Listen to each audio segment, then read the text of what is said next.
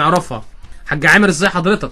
ازيك يا كابتن كريم؟ الحمد لله. اخبار حضرتك ايه؟ كل سنه وانت كله طيب. تمام، كنت طيب. الله يخليك. الدوري ماشي زي الفل اهو، والدنيا ماشيه، وان شاء الله يكمل على خير الدوري وبشكل منتظم. ربنا يكرمك ان شاء الله. الاسبوع بتاع المعسكر بتاع منتخب مصر اللي هو من يوم 20 ل 27، انا باصص في الجدول كان في ماتشات الاسبوع ده. هتعمل ايه بقى في الماتشات دي؟ هو كان في مرحلتين، واحده تبدا من 17 وبعد كده اللي بعده يبدا من 26. ايوه. احنا كنا اتفقنا ان هياخده من يوم 20 على ان كان في اتجاه ان يتلعب مباراتين 24 28. ايوه. او مباراه في الخارج. امم وبالتالي طبعا كان هياخده من يوم 20 ل 28. فبدانا نتحرك في المرحلتين دولت ان احنا نتصرف فيهم. يمكن الحاجه اللي احنا عملناها النهارده ان احنا مباراه سموحه وانبي بدل يوم 23/3 خليتها يوم 2/3. 2 مارس. ده سموحه وانبي والمصري والمقصه. لا، المصري والمقصه قدمته يوم بدل 24 خليته 23. لان المنتخب دلوقتي عنده اتجاهين، لو مباراه واحده من 28 وفي القاهره يبقى هيجمع يوم 23 بعد المباريات. ايوه.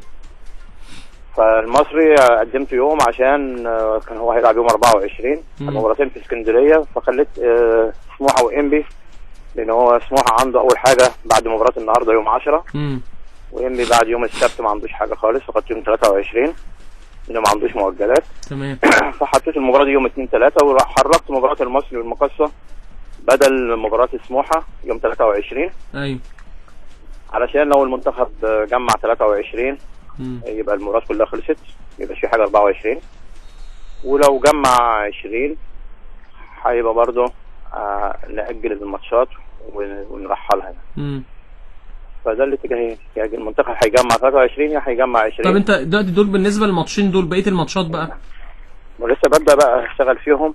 ان انا اظبط الجدول بناء على المعلومات دي.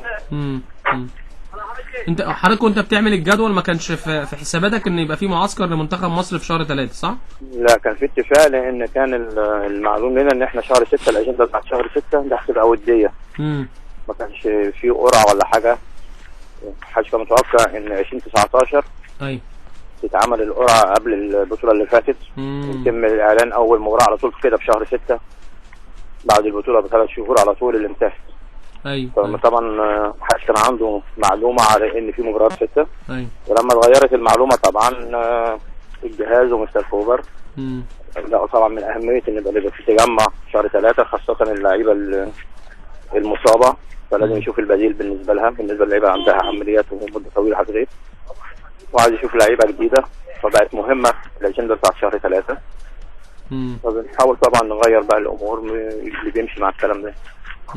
يعني مباراة سموحة وامبي بقت يوم 2 مارس مكان 23 مارس الساعة 5 ان شاء الله. الساعة 5 بدل 23. ومباراة المصري بدل 24 بقت 23.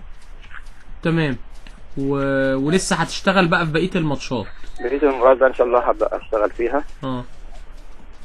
لان طبعا حضرتك عارف ان احنا بنحط الجدول برضه في حاجات ما بتبقاش واضحة. هل الأندية ابطال الدوري عندنا الاهلي والزمالك لو لا قدر الله خرجوا هيلعبوا الملحق، صح. لو وصلوا على طول ربنا يوفقهم مش هيبقى فيه ملحق.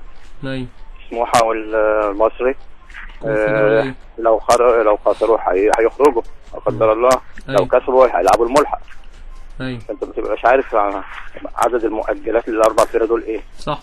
طب الماتشات بتاعت يوم 17 والحاجات دي شغاله عادي زي ما هي؟ احنا شغالين عادي. لو يعني التجمع هيبقى 23 يبقى المرحله ال 21 دي كلها هتبقى شغاله عادي ما عدا مباراه سموحه اللي احنا حركناها ديت، والمقصه اللي خليتها 23 مع بقيه الماتشات. يبقى هيبقى عندنا بتاعت 22 دي بس هي اللي هتبقى في 3 ماتشات ممكن ما يبقاش في لعيبه منهم في المنتخب. ايوه. نلعبهم، وباقي المباريات هنحط لها مواعيد ثانيه. ويبقى انت هيبقى عندك بس مشكله في اللي هي بتاعت 26 و27. تمام. بس وبعد كده ترجع يعني المباراه لو اتلعبت هتلعب 28 في القاهره. ايوه. فاحنا نبدا ثاني يوم 31 و1 زي ما احنا ماشيين. عادي. صح. عادي. عادي. والاسبوع ده كله يترحل اللي هو بتاع 26 و27 مارس. نحط ان شاء الله في الفتره اللي على حسب الميعاد اللي فيه الملحق الافريقي ممكن نشتغل في الحته ديت. صح. وربنا يكرم ان شاء الله، يعني الناس كلها توصل له. ان شاء الله. طيب يعني عايز تقول حاجه، توضح حاجه للجماهير للانديه بخصوص الدوري المصري؟ والله انا شايف ان الامور الحمد لله ماشيه بشكل كويس. المشاكل الحمد لله قليله.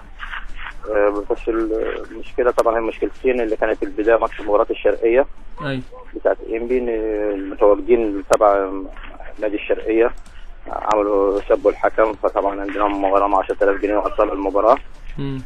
وطبعا ده بحب بس ان الانديه لازم تهتم بالناس اللي بتدعيها للمباريات في العدد بتاع المسموح لها. والاجهزه الفنيه لازم تهدى شويه يعني. لان الاجهزه الفنيه لو هدت اكيد اللعيبه مش هتنفعل، لان اللعيب اللي على الدكه او اللي جوه ما دام مش هيلاقي المدير الفني هو منفعل ويعترض، طبيعي ان اللعيب هينجر للكلام دوت. لو لقاهم هاديين اكيد هيبقوا هاديين.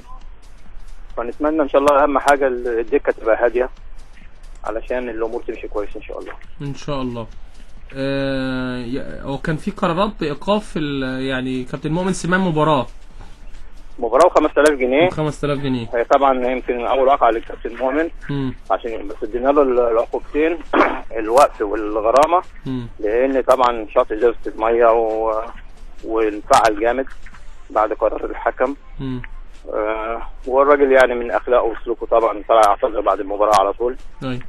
ويمكن انا سمعت من حضرتك بيعتذر، لان طبعا كابتن مؤمن معروف يعني سلوكه. انما في الاخر اللائحه لائحه، فلان احنا اللي بيطرد لاول مره وبيمتثل للقرار بياخد الايقاف بس المباراه. انما لو انفعل الحكم بعد الطرد او عمل زي ما كابتن مؤمن عمل لازم ياخد العقوبتين مع بعض.